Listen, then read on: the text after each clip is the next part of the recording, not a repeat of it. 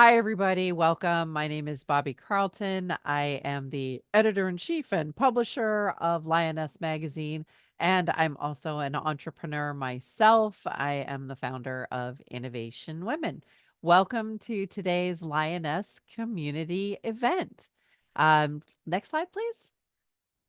And thank you. So, just so everybody knows, we do these on a regular basis and we have upcoming events. So, I hope everyone will join us for our July Lioness networking session.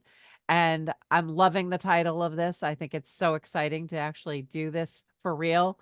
I suggested it partly in jest, but the title is Are You Sick of AI Yet? So that will be our Lioness networking session for July. Today, we are doing our Leading with Pride LGBTQ Allyship session for women in business. No, you can go back, Liam. Da-da-da. There we go. Next slide. Excellent. All right. And also, we have another session coming up.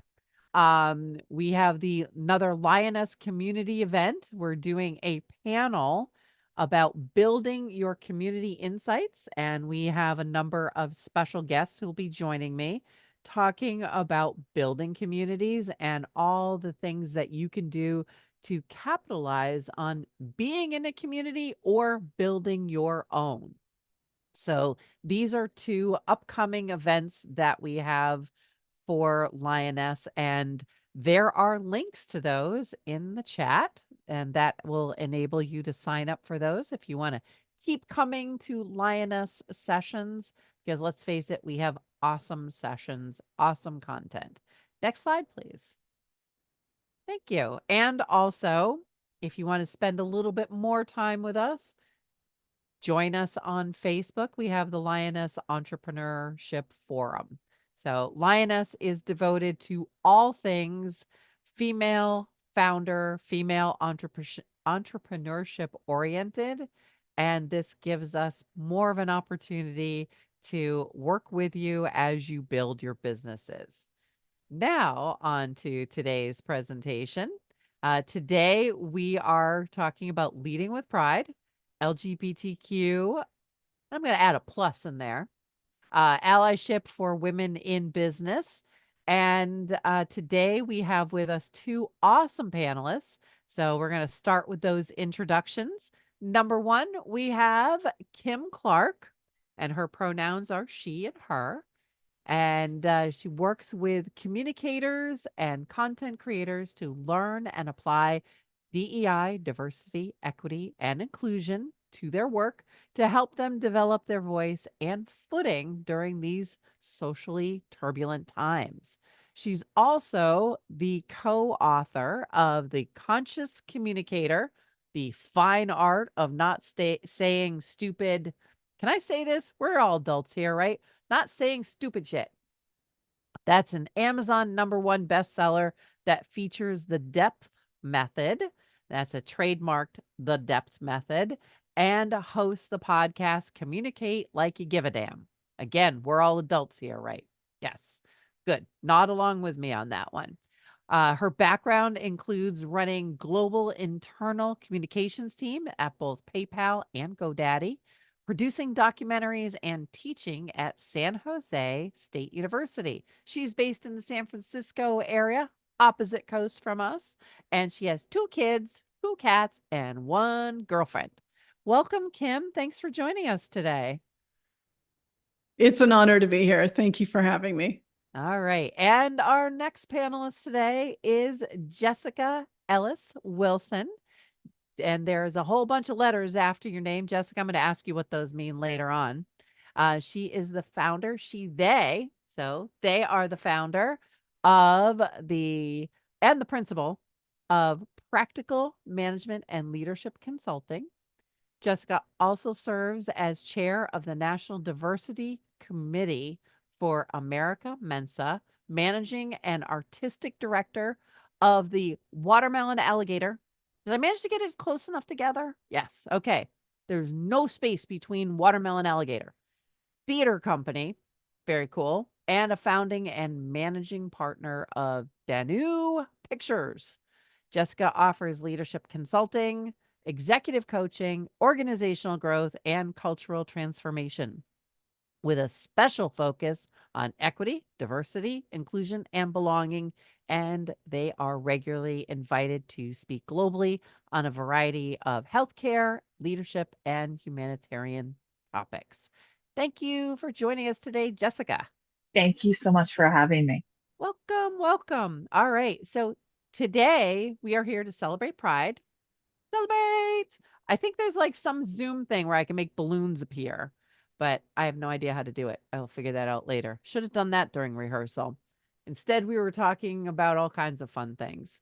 Um, this is our latest community event, and this panel is designed for female entrepreneurs who are committed to creating inclusive workplaces for their employees.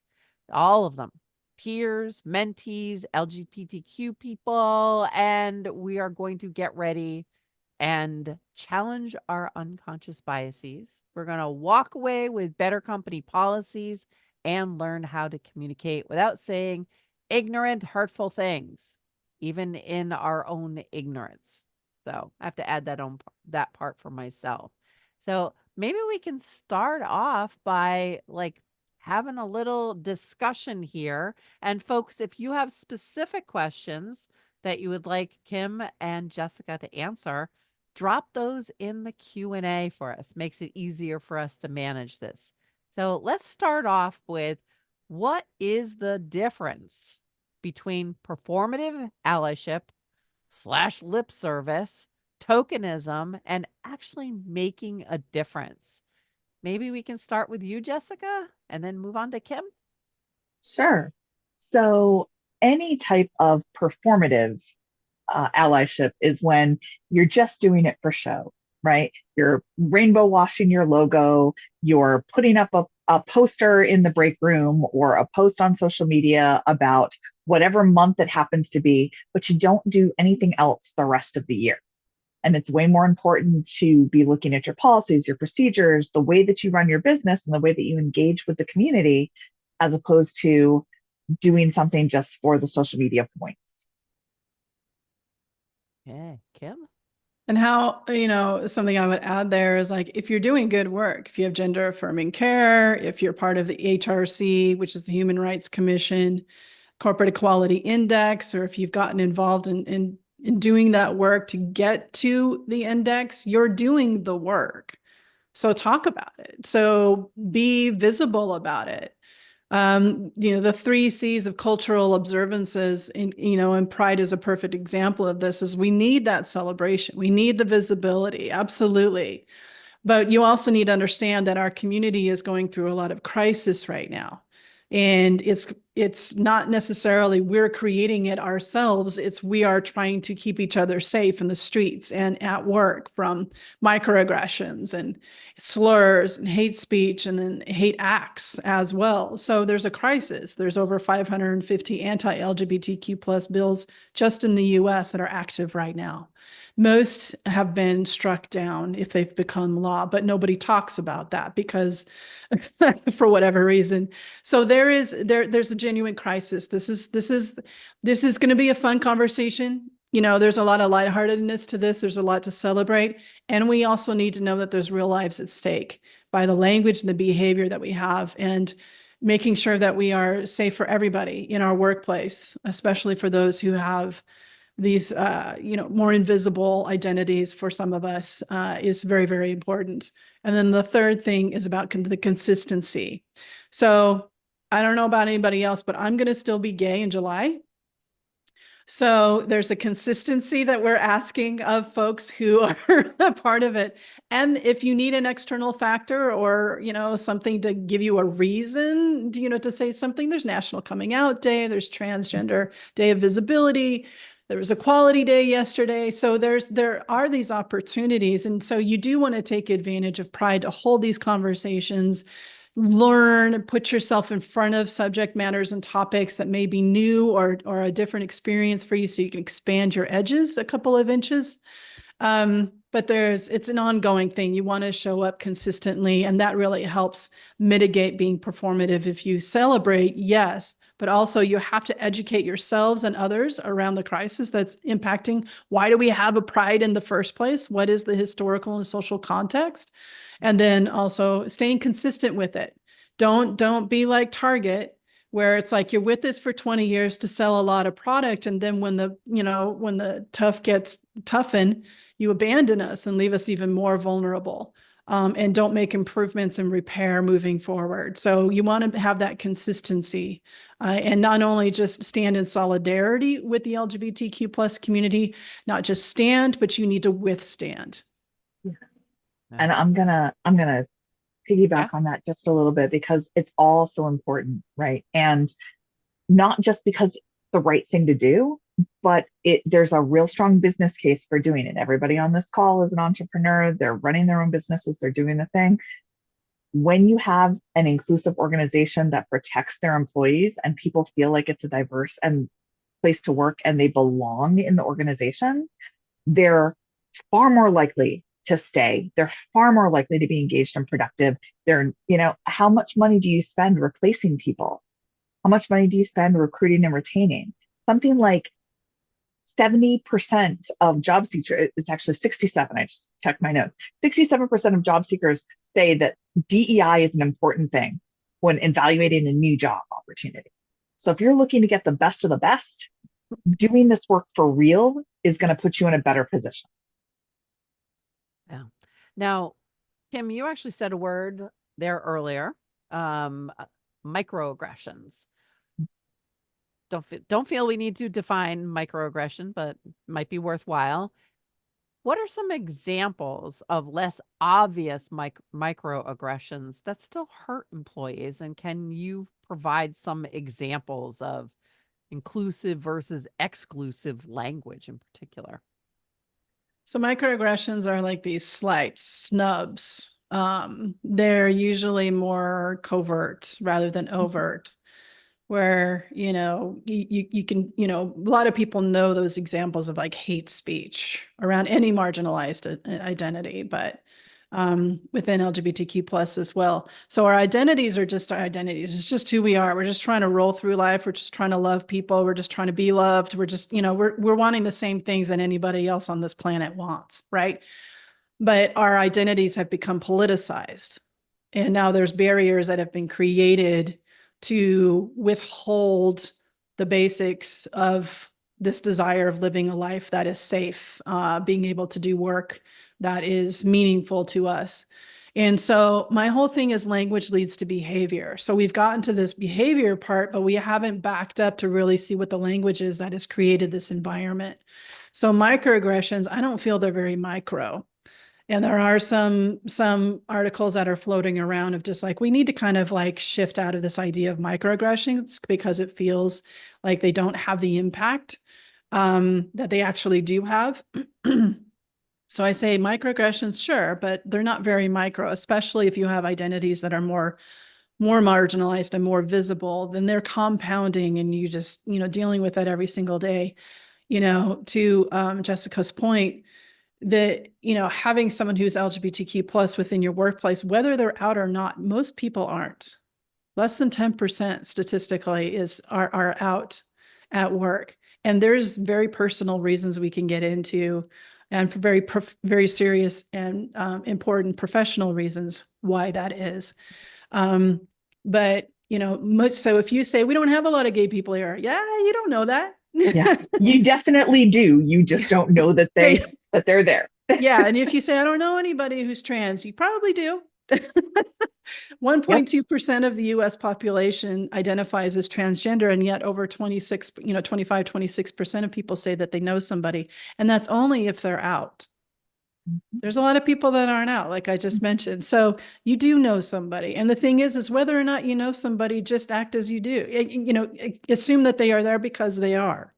So the language that we use that can be harmful to our, some examples of microaggressions could be like, you're gay? You don't look gay. I'm like, what's gay look like? Yeah. Because if we use the Christmas Carol version, that means happy. I'm pretty happy. you know. But what does gay look like to you? What does a lesbian look like to you? You're too pretty to be a lesbian. There's that. Oh, you're gay? Do you know my cousin? He's gay. You know, like there's only 4 of us on the planet. Well, there is the club that gets the toaster ovens, you know, So we want to, and then, you know, we can get, so it's usually around jokes, you know, like even adolescents in high school, you know, like, oh, that is so gay. And it's like, that is really harmful, because when we use any kind of language that is going to devalue someone's identity, or say that it's a less than, you know, or it's weird, or it's different, when we're introducing this power dynamic in our language, that's when we other people. And so, you know what, I can put in some more examples in the chat that people can check out. And I welcome people putting in the chat things that they've heard in the workplace. It'd be interesting to kind of crowdsource this as well, because there's quite a few.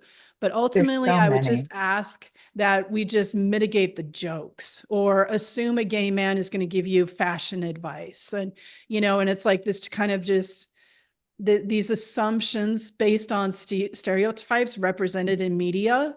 My girlfriend is very feminine presenting, and she has to even to me. I thought she was straight when I met her. Even me. Yeah, I mean, my gaydar was way off.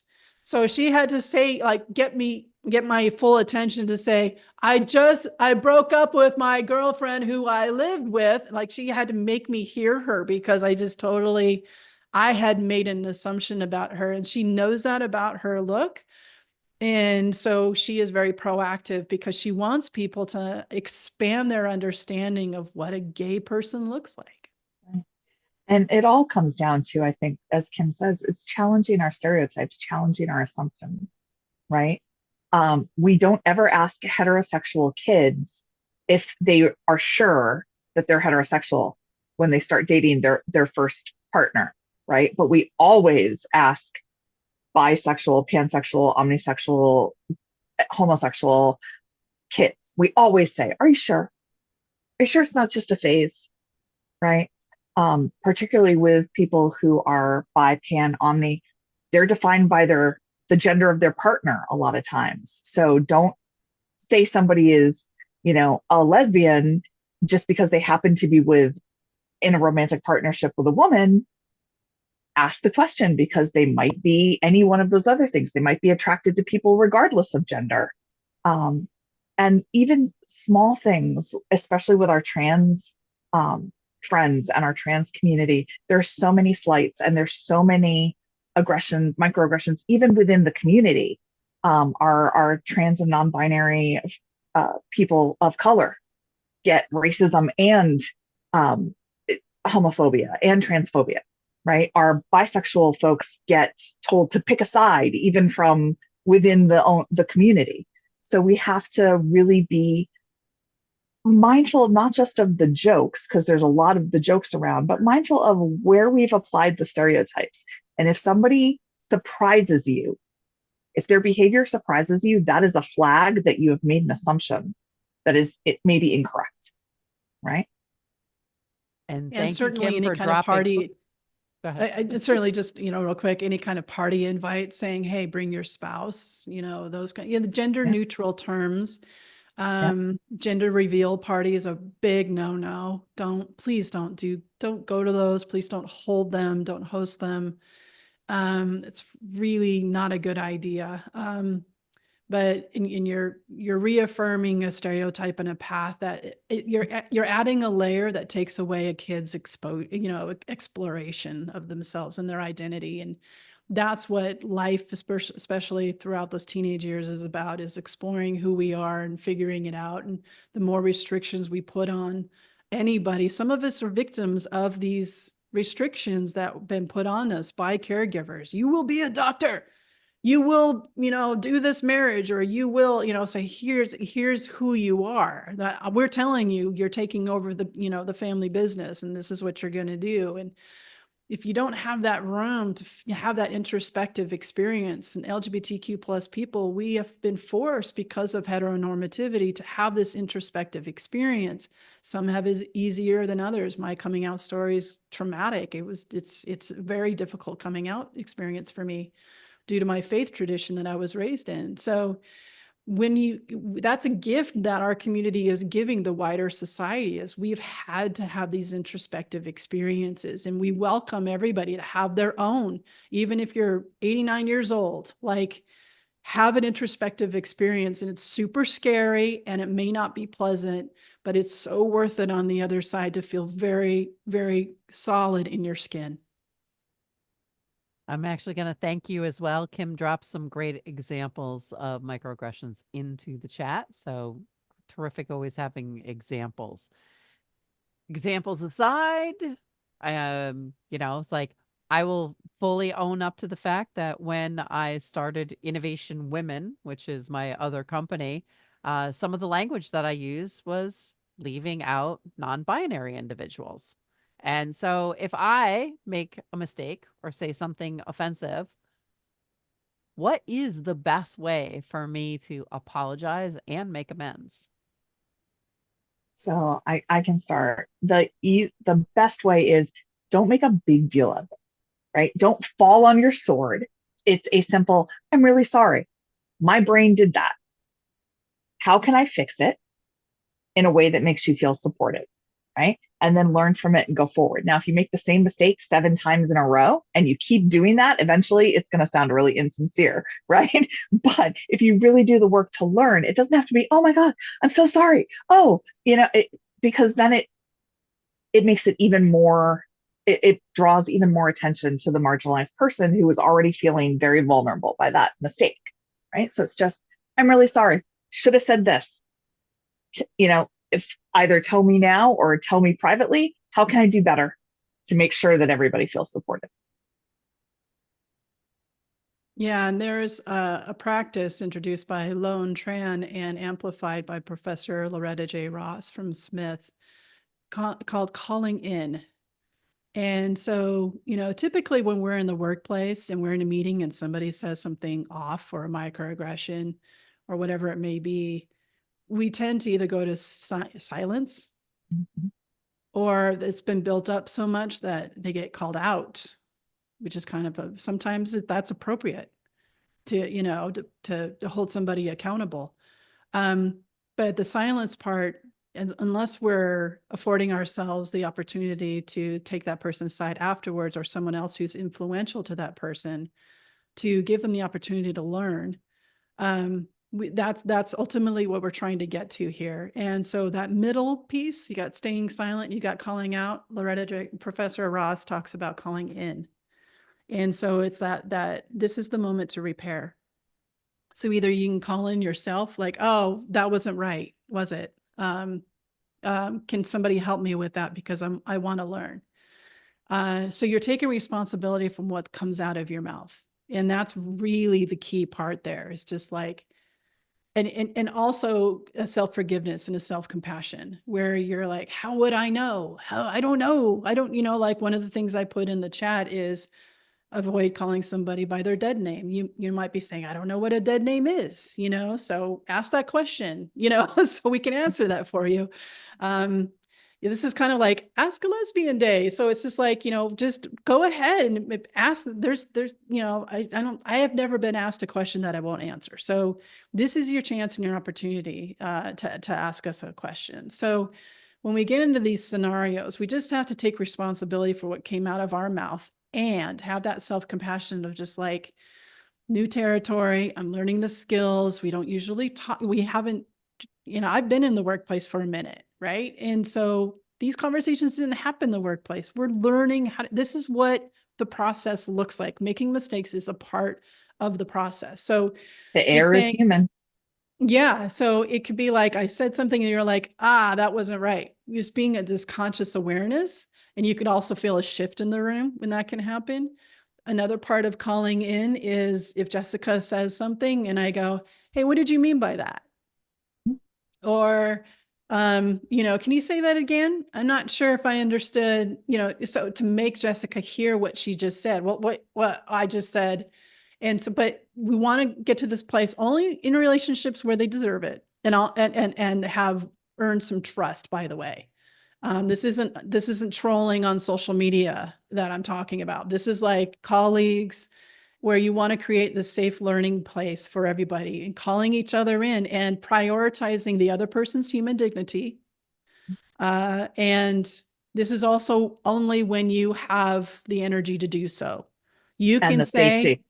and the safety to do it. It's like, you can say, I can't deal with this right now, or, and have somebody else do it. But it's just really, you want to look for those opportunities to remind the person that they are capable of learning or unlearning, and giving that human dignity to have the opportunity to learn. But again, only when you feel safe, only when you have the energy, or have somebody else do it that is also influential to that person. It's not always on the marginalized identity person in order to do the calling in. This is where allies can be really, really effective. So we're not always the encyclopedia or the ones that are holding people accountable, but we want to invite people into the conversation, because really good people can still say messed up stuff and we don't know it. And we need to accept that that's part of the human experience, especially as we try to build these safe spaces through communications in the workplace.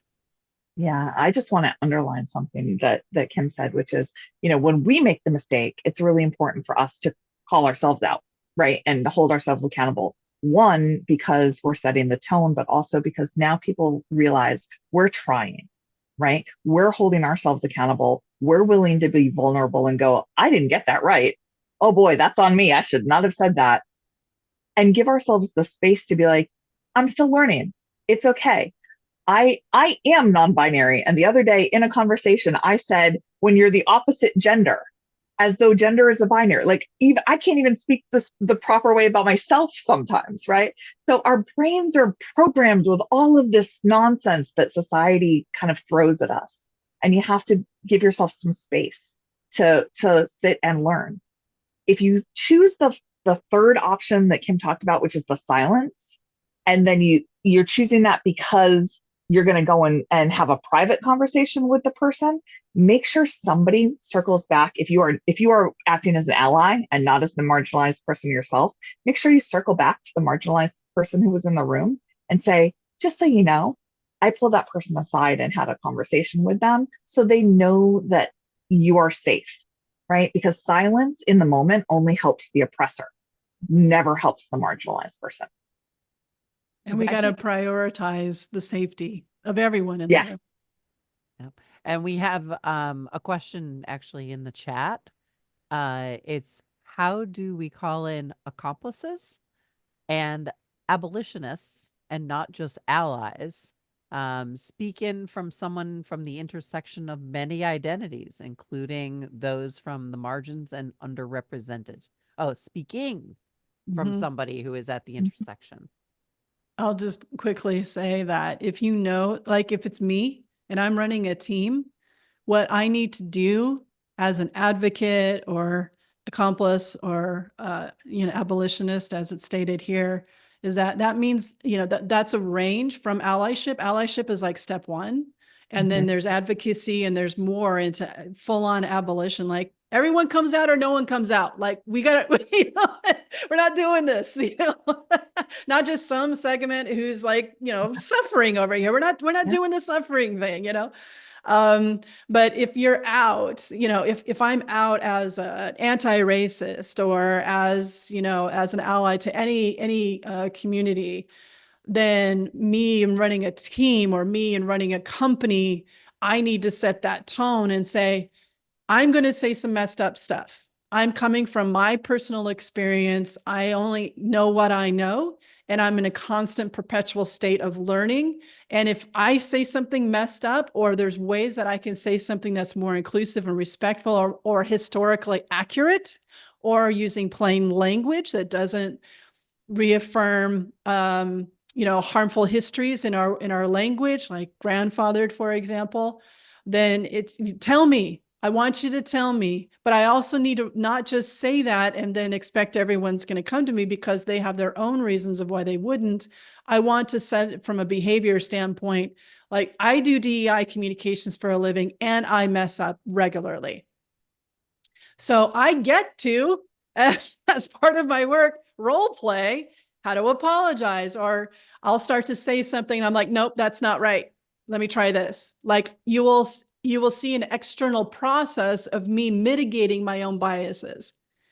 So if I say, so even if I don't set all that, but you know that this person is coming from this place of verb, allyship is a verb, then you can say, Kim, did you mean to say that, blah, blah, blah? Did you know that it's part of blah, blah, blah? Like, you can have a straightforward, honest conversation, and in 2 seconds it's over, because I'm going to hear it and say, I didn't know that about that term. Like, here's an example. It's not an LGBTQ plus example, but I was working with somebody. So I have Indigenous ancestry on my mother's side. I am in the process of reclaiming what the culture and traditions and the language and all that kind of stuff, because we were deliberately separated from it for our own protection. My grandmother's a survivor of a residential school in Oklahoma. They were successful in completely shutting her down from a language, culture, and tradition. So she did not pass these things on to us. So we are in the process of reclaiming it. So someone who's very close to the Indigenous populations in Canada, who runs a public relations firm, I said the word stakeholder, and she said, in respect and honor of Indigenous peoples, their ask is for us to clean up our language around not using stakeholder, not using spearhead, certainly not using powwow just to say we're going to meet on Tuesday. I already knew about that one. But, so I'm like, got it, done.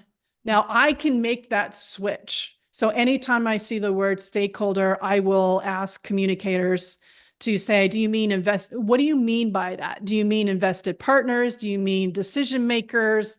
So what do you mean by that? And let's use that instead of stakeholding or spearheading, those kinds of things. So that's a way how somebody who basically called me in when I said a term, and now I can't unhear it. And that's part of my work and strengthening me as an advocate or an abolitionist. So I hope that's helpful. And another thing that we do is, when we're calling in, right, we are assuming good intent and engagement in the process, right? It doesn't have to be a confrontation. It doesn't have to be a fight. It doesn't have to be, you said this and you shouldn't have said. It can just be, as Kim modeled, tell me a little bit more about that. Can you rephrase that? Because I'm not quite sure I understood. And then if they still continue with language that may not be right, again, it's I think that we should be careful of the language that we use. A lot of our language is gendered. It's ableism. How many of us use "hey guys" as a sort of gender neutral term to get everybody in the room? If you tried it with "hey gals," I guarantee you'd have some pushback, right? And so there are very gendered, male as default, heteronormativity as default, that we can look at, Indigenous terms, violent terms, all these things that we don't even hear, ableist terms. How many of us say, oh, they're blind to this, or they're turning a deaf ear on what we're asking for? There's all of these things that take the other identity and equate it with a negative connotation, right? And so it's paying attention to some of that stuff. But I tell people, if you're safe to do so, be a toddler for a minute and just, why are you saying that? What do you think that means? Or, just ask more questions. And again, that assumes good intentions and engagement in the process. Because if somebody is literally just trying to derail the conversation, then when you ask that question, they'll slightly change what they're saying to get to it. They'll straw man something. So, if you're trying to build a community in your organization, you're trying to build a safe place, creating this culture of, let's talk about it. We're all going to make a mistake. We're all going to screw up at some point, and we need to be able to call ourselves in and be like, let's do better. The goal is always do better tomorrow than you did today. And if that's what we do, then eventually we're going to get to a point where we're doing pretty good. All right. We have an audience of founders. So let's talk about some specific company policies. We as founders are often making those policies. Uh, let's get those policies to what can we do to help protect our employees. And I'm also going to add in a little added degree of difficulty here. What's a way to protect our employees in states where perhaps we have hostile laws? Jessica, I know Okay. this is kind of a big area for you. Yeah, it's a big area, and there's a lot, right? There's a lot, and particularly for our trans community, there's a lot of anti-trans, anti-drag laws. There's a lot of bathroom bills. There's a lot of ways to try and keep people from being a part of their community at large. And so when we're talking about policies and procedures, it can be simple things like if you're in a type of industry that has a dress code, let's not make it a gendered dress code. Virgin Atlantic made headlines at the end of 2022 when they said we have all of these uniform options and we are not restricting them to gender anymore. You may pick whichever one of these uniforms that matches your job that you like and you feel comfortable in, right? They saw their job applications double after they implemented that. Double, because people want to feel like they can be themselves at work. And as someone who grew up in a time where it was very much you leave your personal life at the door when you go to work, a shift to we want you to be your whole authentic self at work can feel a little weird, right? But people are more engaged. If we want them to be able to stay late for that special project or to take that one call on a weekend when we really need an answer, then we have to give them the space to be themselves when they're with us. The rest of we spend more time at work than anywhere else, especially if we're a founder. We don't open our own businesses just so that we can work less. Generally, we're working double what we were when we had a 9 to 5 job, right? So look at your dress codes, look at your forms. Do you have gender options on there, or is it just an M and an F checkbox? Do you ask for, white husband, wife name instead of spouse name? Do your policies say he/she or he or she, or do they just use singular they? Right? There are all kinds of ways to make people feel like this is safe. When you're talking about a state where laws may be less inclusive or are actively targeting things like a lot of states, you have to have a gendered bathroom, right? Make all your bathrooms single use stalls. Then everybody can use all of them. If you're offering benefits, talk to your benefits companies to say, if same-sex marriage gets repealed, because chances are real good the Supreme Court's going to look at Obergefell next round, right? If it gets repealed, what do I need to do to my policy to ensure that my same-sex employees who have, domestic partners and spouses are protected and can continue to offer their coverage to the other person? How do I ensure that we continue to cover gender affirming care for our employees, their families, their children? What do I have to do?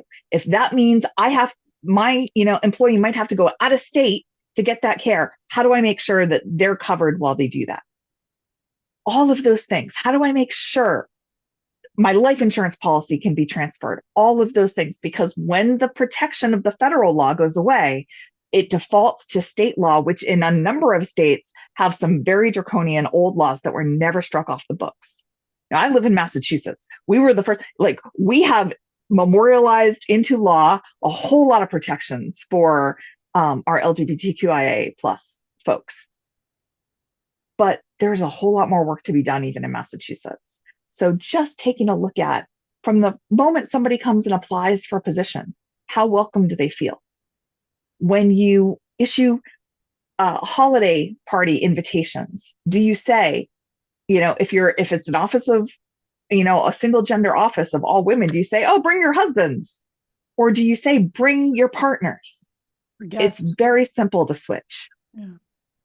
Yeah. And I would say, I'm going to put a link in here, looking at the comp and other kinds of policies. Yeah. This is the HRC CEI, which is Corporate Equality Index. Whether you actually ever go through with it or not, it gives you a benchmark of things that are considered the highest level of way that you can show up as an organization. There's also the adoption, time with your kids, support. So if you have heterosexual adoption funding and time off and stuff, take away that gender side to it. And if it's a parental single leave, not person, maternity. yes, parental leave, caregiver, so there's ways that you are not benefiting just LGBTQ plus people but when you're looking at just like human beings going through this experience, it could be a grandma that needs to adopt a kid, and it's maybe an aunt that needs to adopt a family member, because the sister passed away. Or it's like, it actually benefits more people. So if you were to design your policies around LGBTQ plus experiences when it comes to parental leave or making sure beneficiaries are covered. And again, this is your workplace policy, regardless of what's going on externally, that these are your policies, then you're protecting. So women in general are far more protected in the workplace than their own homes because of these policies. So when we take that into account and translate it into the LGBTQ plus experience, looking at ways you're actually going to benefit even more of your folks. Grieving policies, if it's a partner or a girlfriend or a boyfriend, or, it doesn't have to be a spouse, and it's not just 3 days. That's not even human. So really looking at it with a human lens, that where is the language within your policies that seems to just differentiate experiences when it's actually a whole human experience. All humans experience these things, or could. Absolutely. Okay. And as we are looking at all of these policies, DEI overall has been especially contentious over the last few years.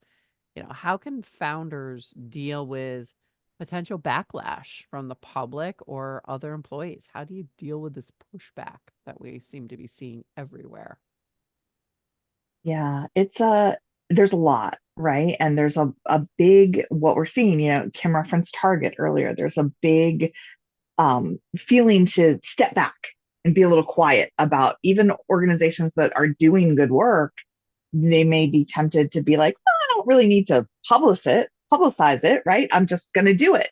What's important is the work gets done, not that we're, tooting our own horn about it.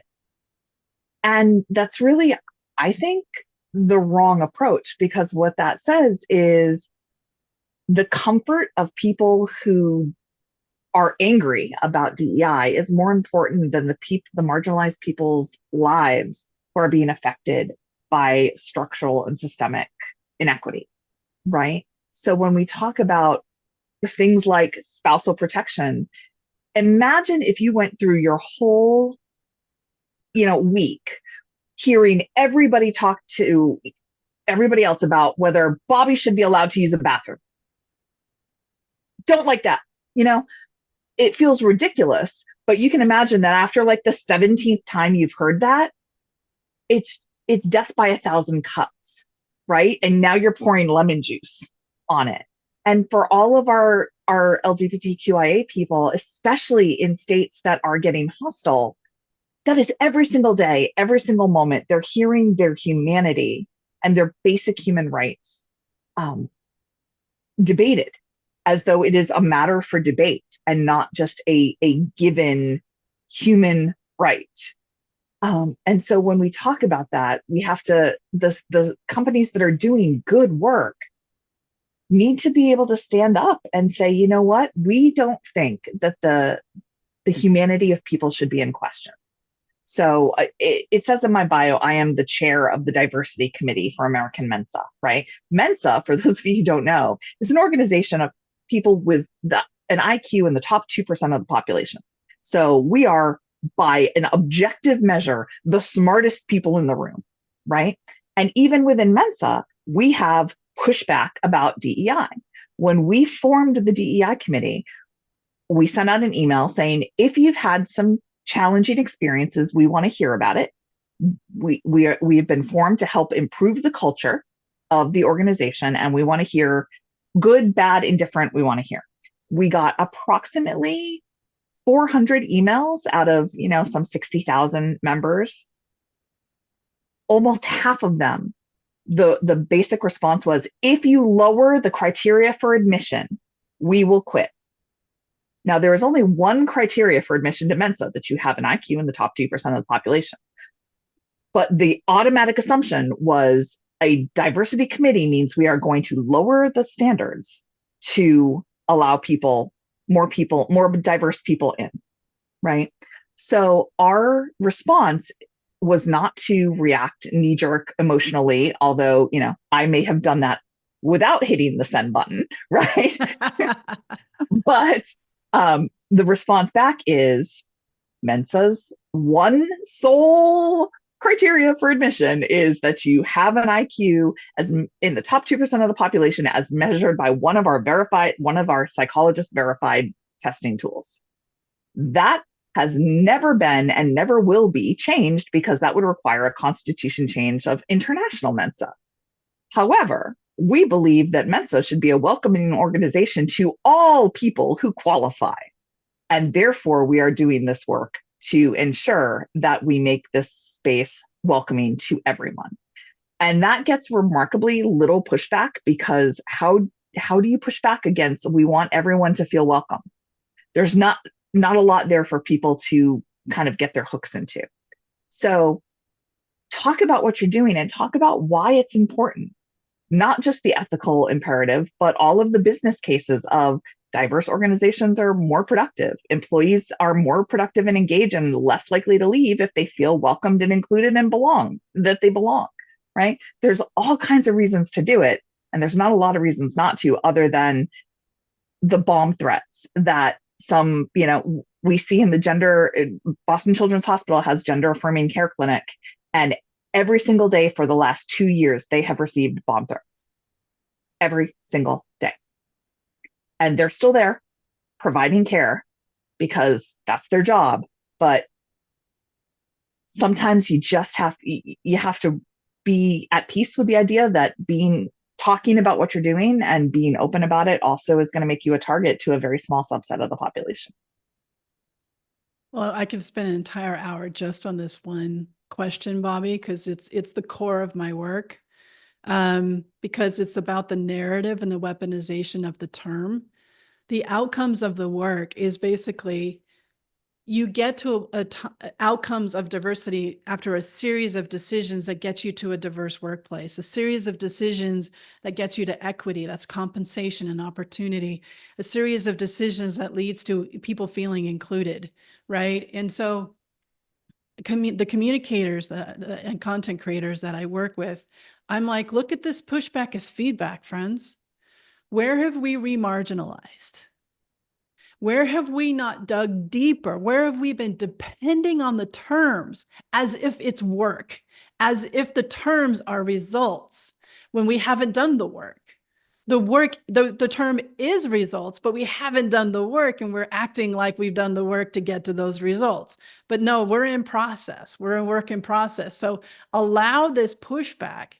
To Jessica's point of like those questions, that is demonstrating an unconscious bias around meritocracy that is enculturated within the workplace, where the next step that I would say is like, okay, let's get into the historical and social context of meritocracy and how it's been an unequal experience, that some people don't even know that we exist. They don't even know that they can get tested to see if they have the IQ. They may not have been in the pipeline of educational support systems in order to realize the potential of their IQ.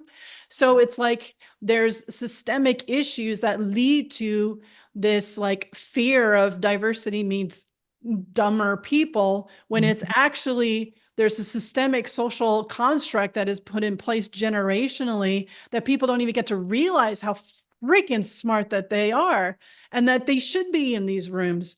And we don't know how good the game can be until everyone gets to play. Imagine all the truly smart people in that top 2% finding their way to us, and just like the impact that they can have, we can have as an association, on society, the innovation, the ideas, the problem solving, the healthcare. Like we can just, this is when we get into dream mode. This is when we get into vision mode. Just like, we it just could makes your save head the world. explode. Yeah, absolutely. So there's an education around what DEI actually is, that us as communicators, we need to get our head around. We need to learn what it is for ourselves so we can tell those stories, so we can put together those compelling visions of what is possible when we get to a series, when we start making those decisions that lead us to a diverse place. So DEI has been performative. It has been sanitized. It has been kept safe as this like HR warm and fuzzy thing, but that is not the work. And now that we have started moving into the work, we're getting the pushback because it's like, wait, I got to change. Wait, we got to spend money on these systems and policies and technology and comp and all this. Like, wait, we got to do performance management differently. Like we got to learn how to, do feedback, to our teams differently. It's like, wait, there's like stuff we got to do. It's not something you just kind of turn on or switch or, so it's like, yeah, there's actually real work in this. And there's actually real work as a person that's going to show up as a professional. So yeah. So what we have to really own about DEI is that it is change. We are asking companies and workplaces and managers and leaders and colleagues and interns and vendors and suppliers and partners and legal to change. It is change management. So we have to, as communicators, get into that work and own that this is change management, and to honor the process that we get to go through so we can have those workplaces ready for the future of work, ready for Gen Z. They're not going to have these conversations around pronouns. Right. They're way, so it's like they're way past that. They've got it. Yeah, we got to catch up. We've got to move forward. The only way is forward, but we get to co-design now, because what we're trying to do is something that's never existed before. Unless it's in tribal communities, untouched by any kind of outside entity, there has never been in a capitalistic society a diverse, equitable, and inclusive workplace. But we get to decide, and we get to make a series of decisions that we get to co-design and co-create. What does that look like for our companies as women entrepreneurs? We get to decide. We get to set those policies. We get to be the leader we always wanted for ourselves. That's one of the reasons we got into this. So let's do it. We can change the course. We're 50% of the population. We birth 100%. So let's use that power to course correct what should have been in place from the beginning. And doing the work, looking at ourselves so we are the best version of the leader that we need and the leader that we wanted. And that's hard. That's hard. Change management is hard. Humans hate change. Yeah. We cling to routines like anything. And there's always somebody in the webinar who, I'm sure it's going to show up in the chat in a minute. I love change. Drink your coffee the same way every day? I bet you do, right? And if you go through the drive-thru and you get your coffee and it's not the way that you drink it, you don't go, oh, good, change. Right? Right? That's not what we do. So, like, be the space, give ourselves the space to be like, I hate this. I hate that I gave my first anti-bias talk, which I designed safe space trainings for LGBTQ students at the American University in Washington, D.C. in 1995. That is how long I've been doing this work, right? And I am tired of having these conversations. I am tired of not having made more progress than we have, right? But we still have to be in it, because the work is not done. The work is not going to be done until we dismantle all of these inequities. And if we as founders, we make that commitment and we say, it's going to be hard. There's going to be days where we don't want to do anything but kick rocks and say, I'm done. but tomorrow we'll get back into it, right? That gives everybody around us the space to do the same and take that rest when they need it and come back in, right? All right. I've been asking questions. Audience, folks who are with us today, definitely let us know if you have a question. Drop that into the Q&A. And I'm also going to say, like I have many more questions while we watch for other questions from the audience. But as founders, like, how can we support our employees as they transition or they come out? And are there things that we can do to support our teams? Understanding that there may be people who have religious objections to things, like religious inclusion exists. I'm very curious, like, how we make sure that we are doing right by everybody. I I'll think just that say, oh, go ahead, Kim. I'll let you handle 75% of it, but but the one piece I'll say is that my coming out, it was a really hard coming out because of my conservative Christian background. And so religious inclusion is part of inclusion. You're absolutely right, Bobby. And thank you for mentioning that, because this is a time, especially since October 7th, we have to be really honest about what does this look like in an inclusive culture.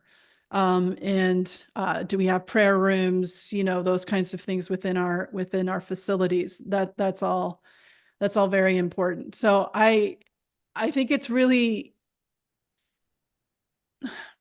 I'm trying to be succinct and I'm struggling. So there's, especially from a faith base or a culture, it could be, like, we are X culture or we are X identity and we don't do these things. We're not gay here, or it could be a faith, and it could be a culture. When you have those kinds of parameters. So I'm very familiar. I made a documentary called God and Gays, Bridging the Gap, is what's part of my opening and stuff like that. So I'm very familiar with the scriptures and all this kind of stuff. So you cannot feel comfortable with someone who's transgender. You could say that's against God's will, but what, and I will protect you to have that experience. But so you get to do that. What you don't get to do is to project your values as universal values onto everybody else. You get to have that experience, and you have a valid experience, and I will protect your right to have that experience. And I need to know, do you have my back to protect my right to have my experience, which is a different experience than yours?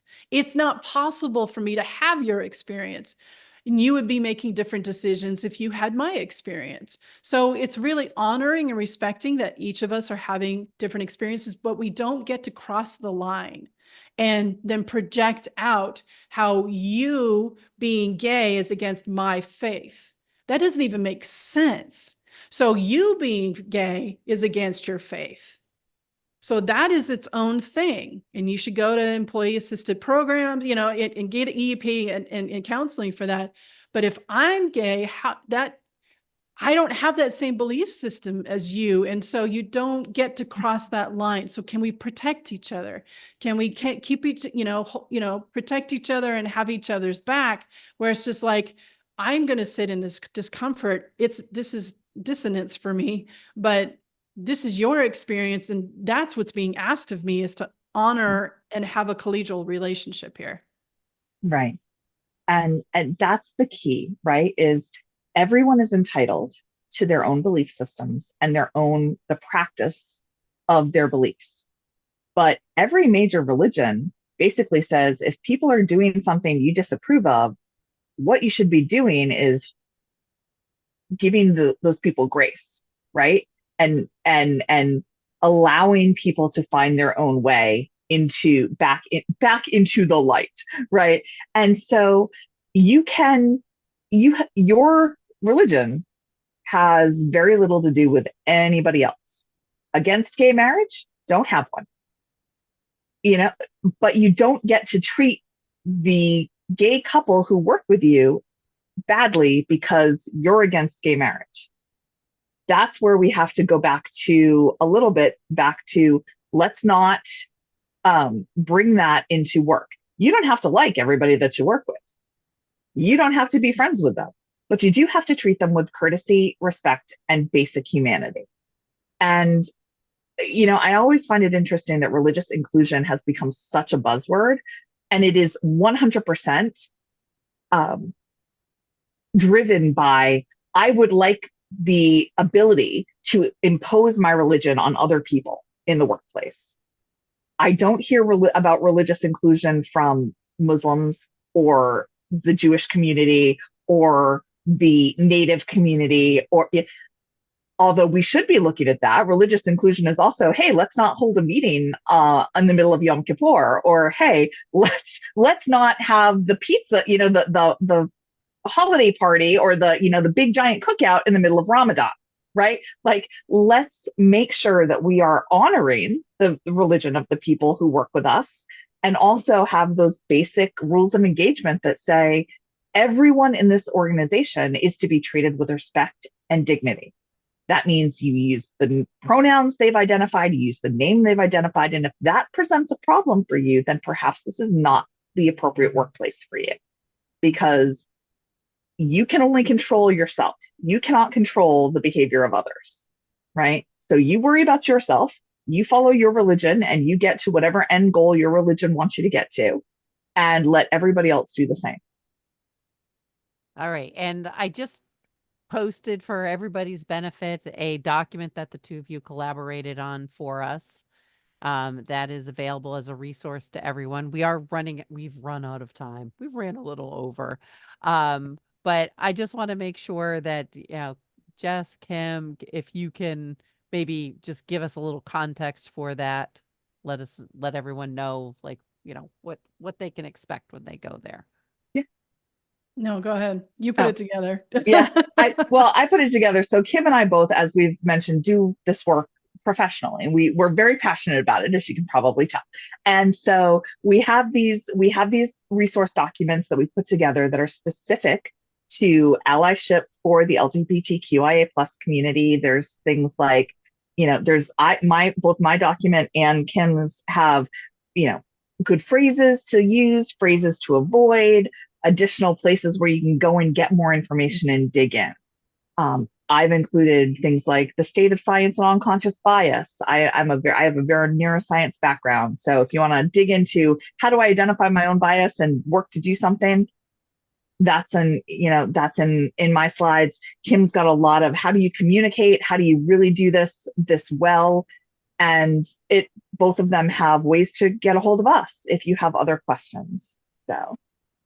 Excellent. All right. Thank you so much, the two of you. And my team, if we can drop the links into our upcoming events, again, for anybody who's just joining us, that would be awesome. Obviously, also, we will send out those links. But thank you both for not only the work you've done here today, but for the work that you do every day. Back at you. Thank you. All right. Yeah, thank you. Thank you, everyone. Take care. We'll talk to y'all soon. Bye-bye.